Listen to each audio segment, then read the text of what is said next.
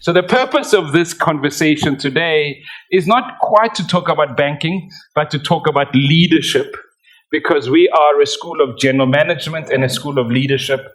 And we're very privileged this evening to be talking to be learning from certainly one of my heroes.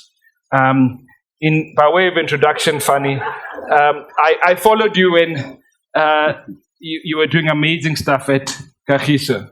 Thought, wow, when I grow up, I want to be Fani, right? And then you moved on, you went into TISA, right? And then our paths organizationally crossed a little bit when Momentum and Metropolitan came together, because you had a shareholding in the Metropolitan business, right?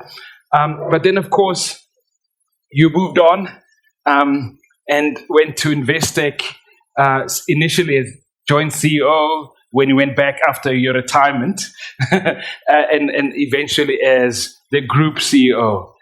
And there's a whole host of other businesses and companies that are really inspiring that you've been involved in. And so it's not a surprise that somebody as young as I am, yes, we might both not have hair, but I'm significantly younger than Fani. No, I just want people to understand that there's respect here, and I'm showing the appropriate respect. But Fani, I don't want to start where you are. I want to start right at the beginning. That as one who came from a large family, what are some of the leadership lessons? I don't know if it's true. They say you're one of 14 children. Yeah, that's right. That's right. So let's start there. What are some of the leadership lessons? I mean, I thought I came from a big family. That's 5 children from my mother. I think there are other children from another mother, but certainly from my mother, 5 children. So, and I learned some leadership lessons in that context. Yep. Can you share some of your leadership lessons as one of 14? Good evening, everyone, and thank you so much, Professor, for the invitation.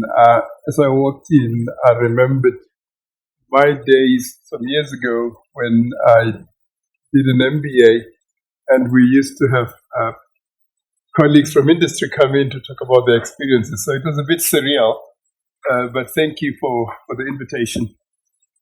I suppose leadership, as you say, is something that you continue to develop throughout your life.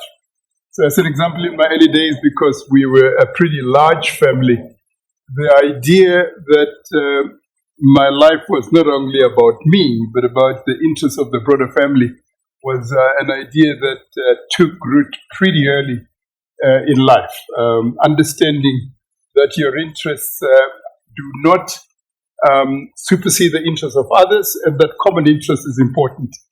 I came from a pretty large family, a very poor family, born on a farm in the Free State, and my father could only read or write 2 years. Substandard B, it was called in those years. My mother could not read or write. And yet, in their very desires for their children, different as they were, you learned a sense of aspiration. My father was very optimistic, really believed in the power of positive thinking, the power of possibility. My mother, on the other hand, was quite protective of her kids, very strict, a disciplinarian. So learned at that time that you need both the optimism and the inspiration of a future that you want to work towards, but you need the discipline of work to really do what is necessary. So those 3 areas of personal learning and leadership have served me well in life. A sense of hope, and optimism, and possibility on the one hand, and knowledge that you have to be disciplined and there's a price and a sacrifice to make.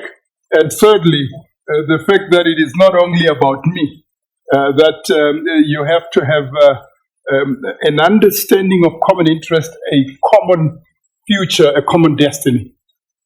That's powerful in terms of connecting to the purpose-driven leadership that you continue to have within Investec